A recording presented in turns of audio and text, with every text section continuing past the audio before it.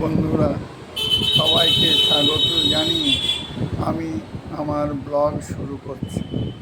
প্রথমেই বলে রাখি যে আমাদের জিনিসপত্রের দাম এত বেড়ে চলেছে যে সংসার চালানো খুবই কঠিন হয়ে পড়েছে। কারণ এক একটা জিনিসের দাম, ধরুন চালের দাম 10% বেড়ে গেছে। তারপরে আপনার ওষুধের দাম অনেক বেড়ে গেছে, সবজির দামও বেড়ে যাচ্ছে।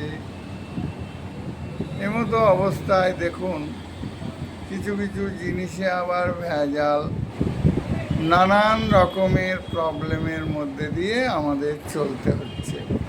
যেমন ধরুন ওষুধে ভেজাল দিচ্ছে, স্যালাইনে ভেজাল, এইসব ধরা পড়ছে।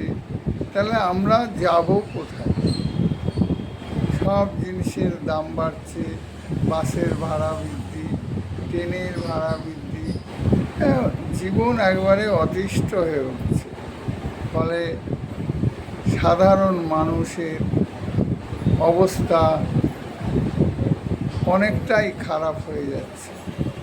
দেখুন বেকার ছেলেরা চাকরি পাচ্ছে না, দৌড়ে দৌড়ে ঘুরছে, খালি বাইক নিয়ে এদিক ওদিক ছোটাছুটি করছে।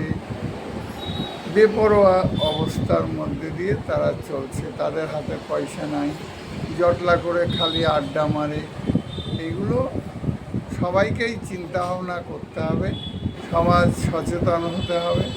মায়েরা বাচ্চাদের শিক্ষা দেবেন যে ভালো করে মানুষ করবেন, বাবাদেরও ভূমিকা আছে।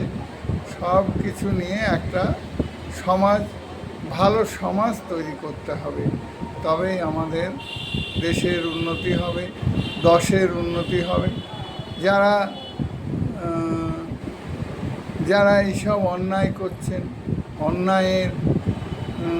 অন্যায়কারীকে যেমন শাস্তি হওয়া দরকার, তেমনি অন্যায়কে যারা প্রশ্রয় দিচ্ছে সেটাও যাতে না হয় তার ব্যবস্থা করতে হবে।